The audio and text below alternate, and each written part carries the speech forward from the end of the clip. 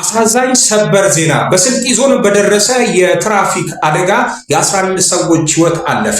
ቀን ግንቦት 30 2018 ዓ.ም ከስልጤ ዞን አሊቾ ውሪሮ ወረዳ ተነስቶ በጠረጋ ከተማ አድርጎ ወደ አዲስ አበባ 18 መንገደኞችን አሳፍሮ ይጓዝ የነበረ አንድ መለስተኛ የህዝብ ማመላለሻ ተሽከርካሪ መንገድ ስቶ ገደል ውስጥ በመግባት አሰቃቂ አደጋ ደርሷል። በዚህም በደረሰው ከፍተኛ አደጋ ሳቢያ እናቶች፣ ህፃናት፣ ወጣቶችና አባቶችን ጨምሮ የ11 ሰዎች ህይወት ወዲያውኑ አልፏል። በአሽከርካሪው ጨምሮ በ3 ሰዎች ላይም ደግሞ ጽኑ የአካል ጉዳት ደርሶባቸዋል። በአንጻሩ ግን ፈጣሪ ይመስገንና 2 ህፃናትን ጨምሮ 4 መንገደኞች ምንም አይነት ጉዳት ሳይደርስባቸው በሙሉ ጤንነት መትረፍ ችሏል። የአሊቾ ውሪሮ ወረዳ አስተዳደር በአደጋው ህይወታቸውን ያጡ ወገኖችን አስክሬን በቡታጀራ ሆስፒታል ወደ ወራቤ ኮምፕሬሄንሲቭ ስፔሻላይዝድ ሆስፒታል በማጓጓዝ ለቤተሰቦቻቸው የማስረከብ ስራ እያከናወነ ይገኛል። በጽኑ የቆሰሉት ተጎጂዎችም በቡታጀራና በወራቤ ሆስፒታሎች የድንገተኛ ህክምና ክትትል እየተደረገላቸው መሆኑ ታውቋል።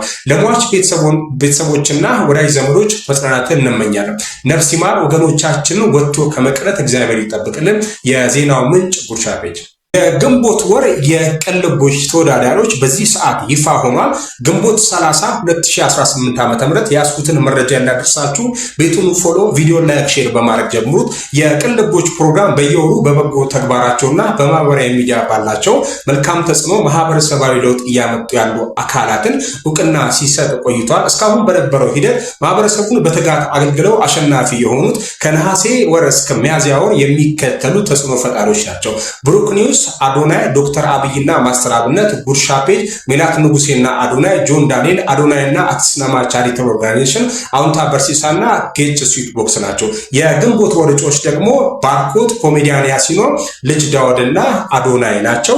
ድምጽ ለመስጠት የሚቻለው በሁለት መንገድ ነው። የመጀመሪያው ኤስኤምሲ በመላክ ነው። ሁለተኛው ደግሞ እዚህ ቪዲዮ ላይ ኮመንት በማድረግ በፌስቡክም በቲክቶክም በተጨማሪም የጉርሻ ፔጅ ላይ ሄዳችሁ ኮመንት በማድረግ ነው ማለት ነው ምርጫው መምረጥ የምትችሉት።